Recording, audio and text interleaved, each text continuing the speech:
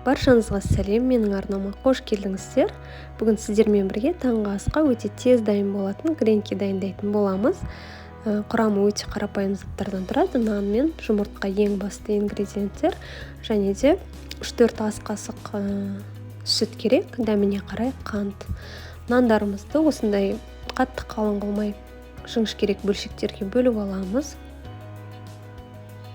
Нанның формасын өздеріңіздің қалауларыңызға қарай турай бересіздер.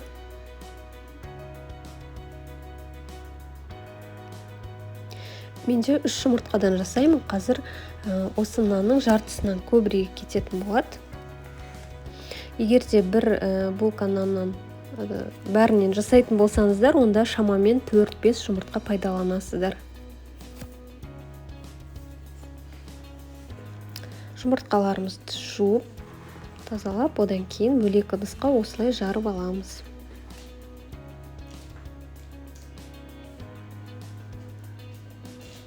Дәміне қарай қант саламыз. Қанттың көп болғанын қаламаймыз біз тәттіні. Сол себепті аз ғана салдым, шамамен 1 ас қасық.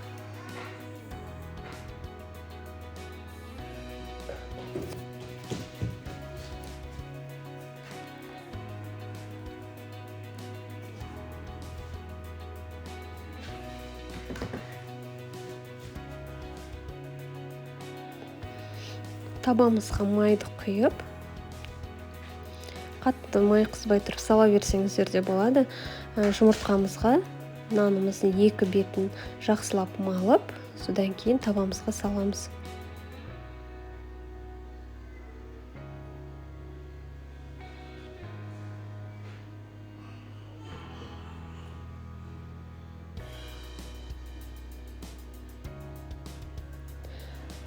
Екі жақ беті жақсылап кішкене қызарған кезінде уже ала бересіздер.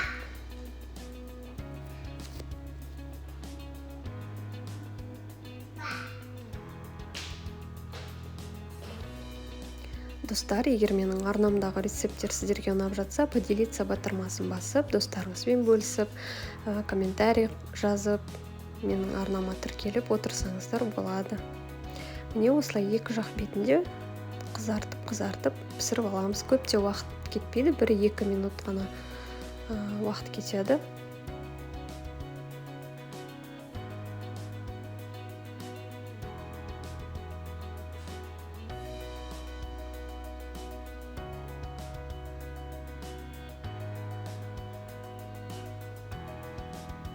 Мен осылай қызартып, румяны қылып пісіргенді жақсы көремін. Енді егер қызарып піскендер ұнамаса, өздеріңіздің қалауларыңызша ала бересіздер.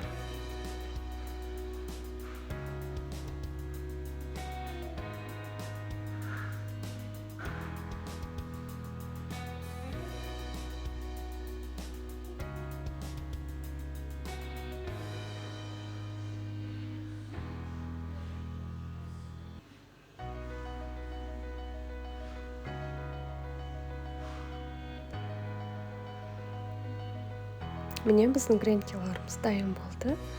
Менімен болғандарыңызға рахмет, сау болыңыздар.